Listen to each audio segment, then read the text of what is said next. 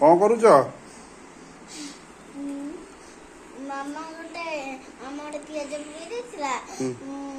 ମୁଁ ବସି ଆଳୁ ପୁରଉଛି। ମାମା ରୋଷେଇ କରୁଛି, ମୁଁ ମାମାକୁ ସାହାଯ୍ୟ କରୁଛି।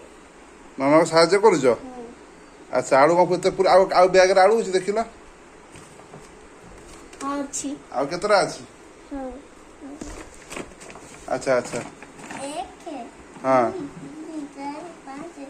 ଆଳୁ ପୁରେଇ ସାରିଲଣି? ଆଉ କ'ଣ ପୁରେଇଲ? ଆଳୁ କିଏ ଆଣିଥିଲେ?